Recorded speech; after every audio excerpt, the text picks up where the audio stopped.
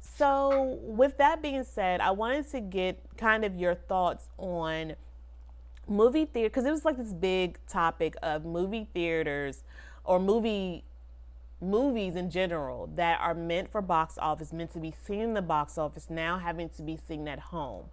Everyone knows my opinion on that, but Brittany, how do you feel about seeing a movie like Coming to America that will be coming out soon, not being able to see it in the box office and having to watch it at home, or another film that will be coming out soon also is um, Judas and the Black Messiah.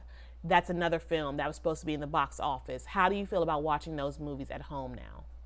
I mean, I think there is something to be said for viewing a film, for viewing a film in the theater.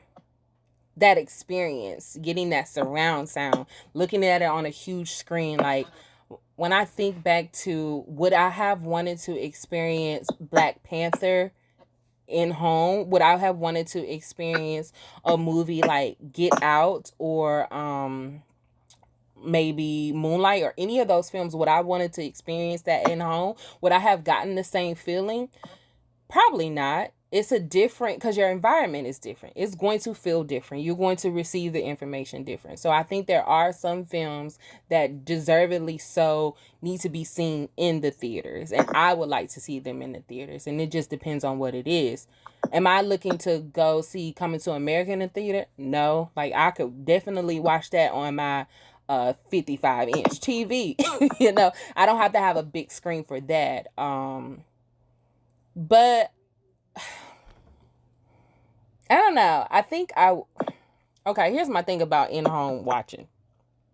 It's expensive. And I say that because it's $20 for a new release. Now, granted, you get a 48-hour viewing time with it. So during the quarantine, I got Antebellum, which somebody owed me $20. Okay. I watched that, and then I watched The High Note with Tracy Ellis Ross, and Kelvin Harris Jr., which I absolutely love that film. And it just so happened because I liked it and I paid $20 for it. I watched it 4 times because I was gonna get my money worth. But like for a family, like my friend, they rented Trolls 2, right? So for a family, $20, a family of 4, you're getting your money's worth. Am I getting my money's worth as a single person? I don't know. Okay. Those are just my 2 points about in-home viewing experience. I'm here for it, and then I'm not here for it. I mean, the person, Candyman is supposed to come out. That guy, that director refuses to do in-home. Like, he's like, y'all gonna watch this. Y'all watching this in the theater. He's not playing. Y'all watching this in the theater. We ain't doing it on in-home release. And then it's also something about the community of watching it in the theater. Like, even though I will complain and say, oh, I wish people shut up. But just hearing other people's reactions or how we like all feeling the same thing together, I kind of miss that. Okay, yeah. Yeah, I feel that. And I feel like something like Candyman or a scary story like that, we all wouldn't be, ooh, girl, don't do that. Have those type of reactions. Our colorful Black people reactions. Right. Yeah, I would agree. With some movies, I would prefer to see in theaters, but I mean, for me, majority, I like to be at home to watch them. But for Get Out, I did not see that in theaters for other reasons because I thought the movie was going to be completely different than what it was. Oh, you thought it was going to be like a scary movie? Yeah, I did. Yeah.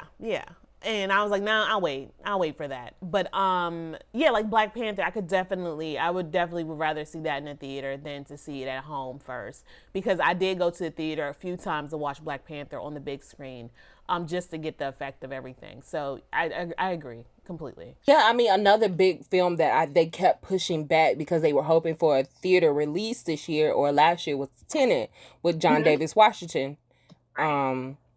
And I ended up seeing it in home. It was released at home release, but I think it would have been differently. I would have experienced something different if I would have seen it on the big screen. Yeah, Tenet, I do want to see that as well. And yeah, probably, because that seems like a really action-packed movie that you do want to see on the screen. a movie that I think that it's an old movie, but it was the one with Jamie Foxx, Miami Vice. Oh, girl. Yeah, I know. It's not a good movie, but I'm just talking about the shots specifically that I remember from that film.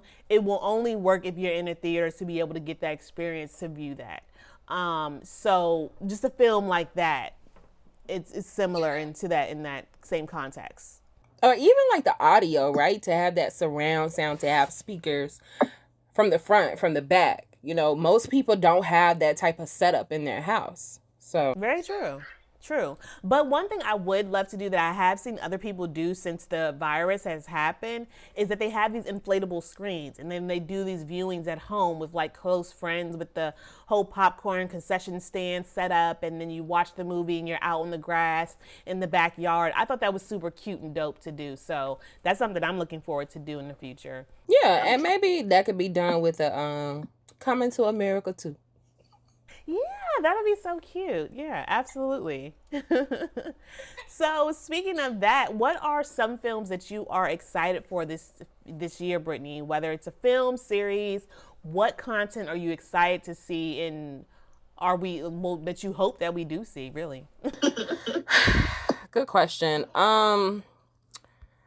The funny thing is I haven't seen a lot of talk about what's coming out this year, like huge buzz, except for Coming to America 2. Right. I know Netflix is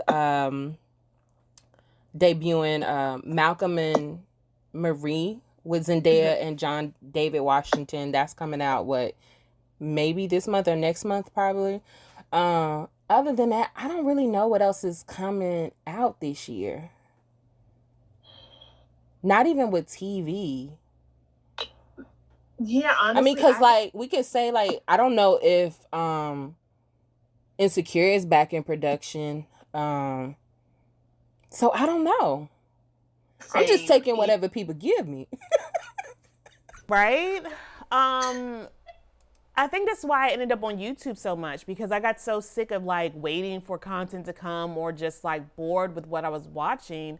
I watched the whole season of Girlfriends all over again, the whole series rather. And yeah, so the only film that I know that I'm interested in, that I'm excited for, is of course Coming to America. That and yeah, Judas and the Black Messiah. That's I'm super excited for. Let's see. I don't. I know that's all I can think of too. And I know Insecure had their writers' room back, but that doesn't mean that they're going to film if they're able to film. So I don't know. I don't know. Like I said, I think we're just kind of having to get what we can get this year. I think so. I think so. And I think what we're going to do on the podcast, guys, is that as content, as we keep rolling these, hopefully we'll be able to have enough content to do weekly shows. But if not, we'll just have to review everything that came out in 2020 and kind of just do some overviews of some shows and or movies and stuff like that to kind of keep fresh and keep you guys listening to the show. Yeah, keep you posted on that.